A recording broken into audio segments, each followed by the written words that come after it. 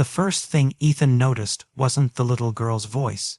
It was the way it cut through the noise of the crowded cafe, like a whisper no one else could hear. "Can you be my dad just for tonight?" The question floated from a table in the far corner, soft but clear, and for a second he thought he imagined it.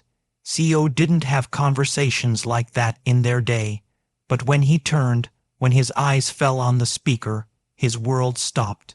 She couldn't have been more than 7, her messy brown hair tucked behind one ear, cheeks flushed from the cold. She wasn't looking at him. She was looking up at the woman beside her, her mother, probably, whose hands were wrapped around a paper cup like it was the only warmth she had left. And God, she looked tired. Ethan didn't mean to stare, but he did. The mother was striking in a way hardship couldn't array. Eyes that once must have been bright, now dulled with sleepless nights. A face that still held beauty even under the strain of life pressing hard against her bones. Her black coat was too thin for the February chill, her boots scuffed white at the edges, and the hem of her jeans frayed almost to threads. There was duct tape on the little girl's pink backpack, the kind of detail that said everything no one dared to speak. He looked down at his own hands, at the sleek leather gloves, and the platinum watch that glinted under the cafe's warm lights. Outside, the rain slapped against the glass like it wanted in, and here he was, sipping a latte that cost more than what that woman probably had in her wallet tonight. He almost turned back to his laptop, almost, but the girl's voice replayed in his head like a song you can't unhear. The mother noticed him then. Her eyes flicked to his, quick, defensive, then dropped as if embarrassed he'd seen her in this state. She leaned down, whispering to her daughter, "SHH, baby, don't say things like that." But the girl's words had already built a bridge he couldn't step away from. He stood, almost on instinct, carrying his coffee as if it gave him a reason to move closer. "Excuse me," he said softly, stopping by their table. The little girl blinked up at him. "Why?" "Died," while her mother's posture stiffened like a wall going up. "Sorry, I didn't mean to eavesdrop," he continued, offering a gentle smile. "I couldn't help overhearing. Are you two okay?" The mother's lips pressed tight. Her fingers trembled around the cup, then stilled as if she forced them into calm. "We're fine," she said quickly. But her voice had that brittle edge people get when they've been fine for too long, and it's about to break. Ethan didn't sleep that night. He kept hearing that little voice, like a soft echo in the silence of his penthouse, where the lights of the city glittered against his floor, the ceiling windows. His bed felt too big, too empty. He had wealth, power, everything people said mattered.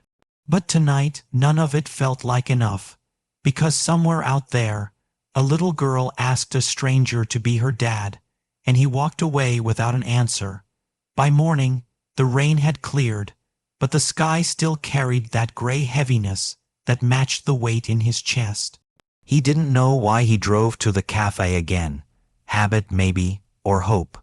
But their table was empty, the chairs pushed in like they'd never been there at all. "Do you know that woman from yesterday?" he asked the barista, sliding a 50 across the counter. The guy frowned.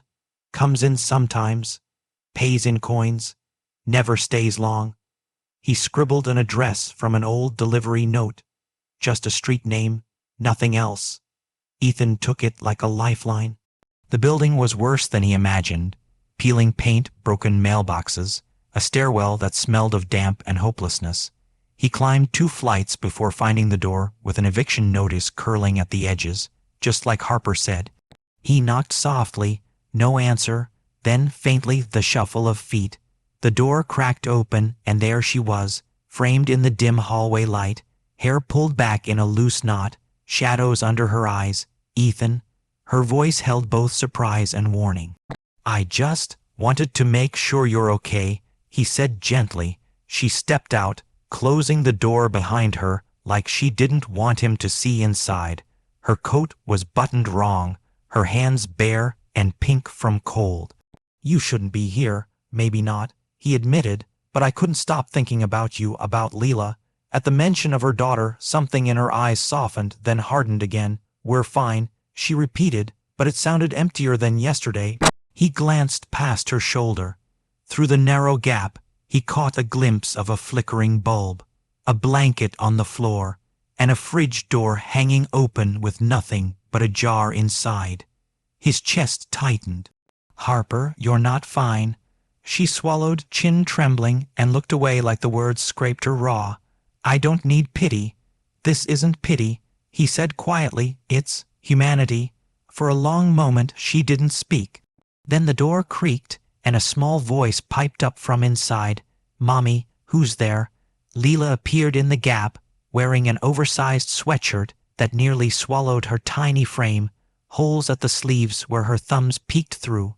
When she saw him, her face brightened in a way that broke something inside him. "You came back," she whispered, like she couldn't believe it. Ethan crouched so they were eye level. "Yeah," he said softly. "I came back."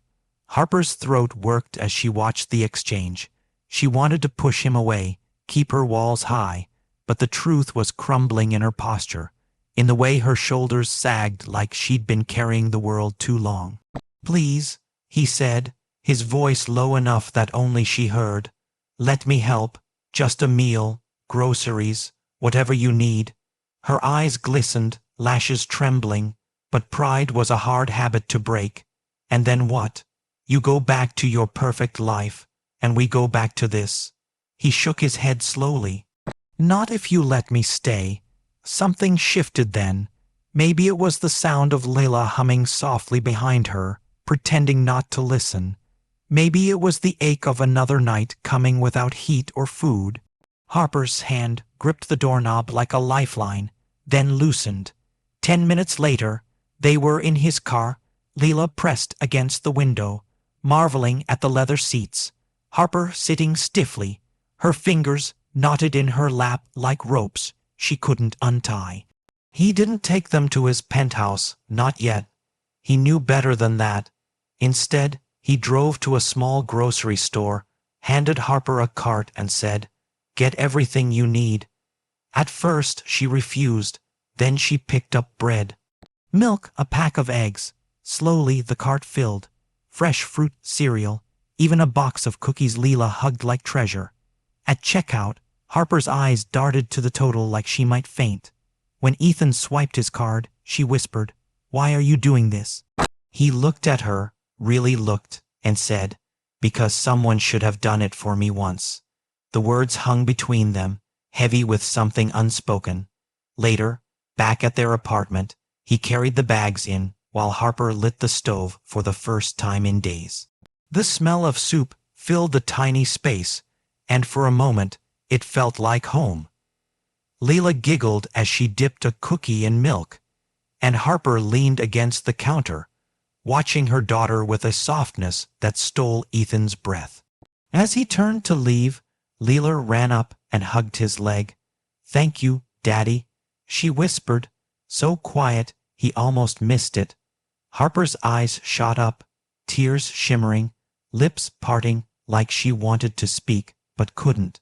He knelt, brushing a strand of hair from Leila's face. "I'm not your daddy," he said gently, "but I'll be your friend, always." When he stood, Harper was crying silently now, her walls finally broken. She stepped closer, her hand brushing his arm like a question. "Why does it feel like you mean that?" "Because I do," he said simply. And in that small, broken apartment, with soup on the stove and laughter echoing off cracked walls, Ethan realized something. Wealth wasn't measured in zeros, but in moments like this, when you give, expecting nothing, and change everything. Sometimes, the smallest yes can rewrite a life. He glanced at the little girl again. Her sneakers were so worn her toes nearly pushed through, and her coat hung off her shoulders like it had belonged to someone else first. Something twisted in his chest. "Look," he said, trying to sound casual. "I was about to grab something to eat. Would you let me buy you both a sandwich? Just a sandwich." The woman hesitated, suspicion flickering in her eyes. "We're not a charity case." "I didn't say you were," Ethan replied softly. "Just thought you might be hungry." For a second, it seemed like she'd refuse. Then the little girl's stomach growled loud enough for all three of them to hear. The mother closed her eyes briefly, the fight draining out of her. "Fine," she murmured, almost like it hurt to agree. At the counter, Ethan ordered more than sandwiches, soup, muffins, hot chocolate piled high with cream.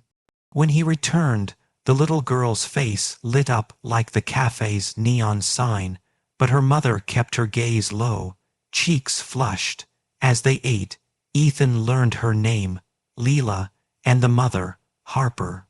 A name that sounded like music even when her voice cracked, telling him about the eviction notice curling on their apartment door, about the empty fridge with nothing but ketchup packets and an expired carton of milk.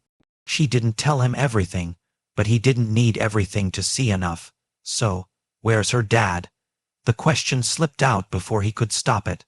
Harper's fork froze midair. Her throat tightened visibly, and for a long beat she said nothing. "Then, he died?" she whispered. No details, no explanation, just that. The little girl looked up then, hot chocolate foam on her lip, and said softly, "Mommy cries at night when she thinks I'm asleep." Harper's breath caught, and for the first time Ethan saw tears balancing in her lashes. She blinked them away fast, but one escaped, sliding down her cheek like it didn't care about her pride. Before he could speak, Harper pushed back her chair. "We should go." "Wait," he said quickly, standing too. "It's raining. Let me at least drive you." "No." Her voice was sharp now, defensive again. "You've done enough." She grabbed her daughter's hand and turned, but something in her eyes lingered, something that wasn't anger, but something heavier. As the cafe door swung closed behind them, Ethan stood frozen. Her last glance burned into him. A question he couldn't answer echoed in his chest. "Can you be my dad just for tonight?" And he knew this wasn't over.